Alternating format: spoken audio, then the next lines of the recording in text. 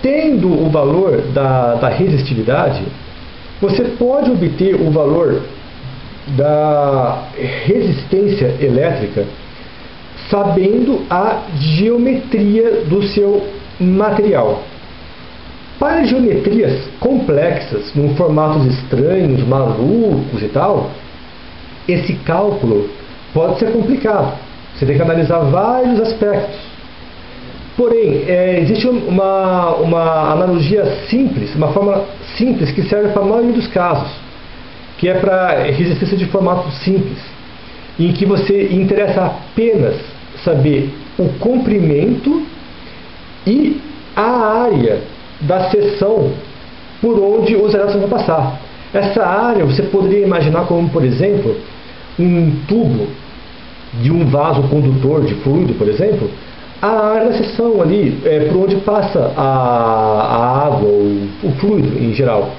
Quanto maior essa área, maior a capacidade de escoamento.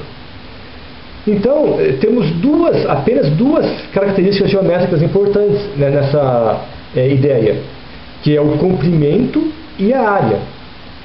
De novo, a analogia com os sistemas fluídicos. Quanto maior a área da seção de um condutor, de um tubo de água, por exemplo, maior a capacidade de condução de água. Então, menor a resistência à vazão, ao fluxo de água, ou de qualquer outro fluido. Igualmente, quanto maior a área do condutor, a área da seção do condutor, ou seja, quanto maior a espessura do condutor, menor será a sua resistência elétrica, porque tem mais espaço para os elétrons passarem. Os elétrons, eles passam de uma forma mais espaçada, eles têm mais espaço, então as colisões serão menores, porque eles ficam colidindo menos uns com os outros, então o fluxo se torna mais fácil. E com relação ao comprimento, de novo para a mecânica dos fluidos, quanto maior o comprimento de um tubo, de uma mangueira, por exemplo, maior vai ser a resistência ao fluxo.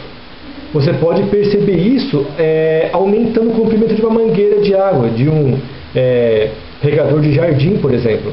Se você usar uma mangueirinha curta, você vai ver que a água sai com bastante pressão. Se a sua mangueira for bem comprida, com muitos metros de comprimento, a água vai sair com uma pressão menor, ali, com uma força menor, porque ela vai perder essa energia na resistência ao escoamento.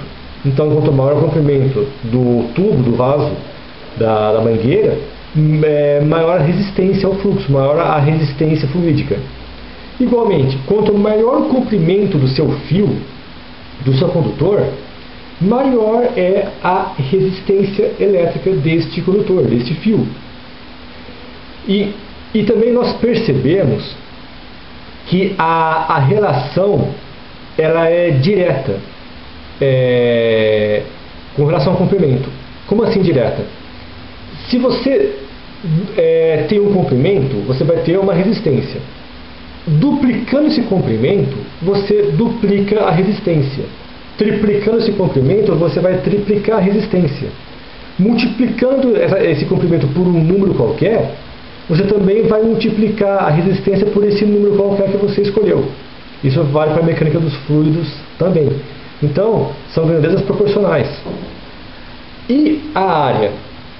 A área, ela influencia de forma inversa.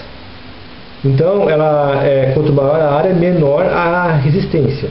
Menor a resistência, maior a condutância. Então, área e condutância são diretamente proporcionais.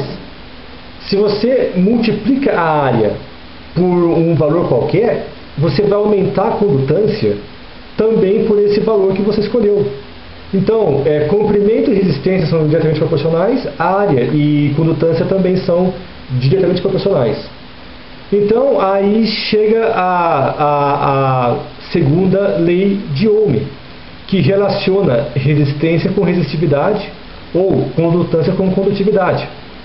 A resistência elétrica é dada pela resistividade vezes o comprimento dividido pela área. Por que é vezes o comprimento? porque a resistência é proporcional ao comprimento, diretamente proporcional. E por que é dividido pela área? Porque a resistência é inversamente proporcional à área. Então, a segunda lei de Ohm diz R é igual a R, resistência, é igual a ρ é a resistividade, vezes L, que é o comprimento, sobre S, que é a área.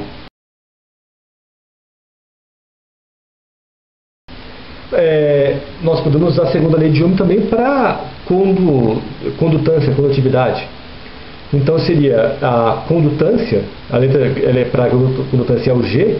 G é igual a condutividade, que é a letra grega sigma minúsculo. A letra grega sigma maiúsculo é o somatório, o famoso somatório. É o sigma minúsculo. Então G é igual a sigma vezes S sobre L.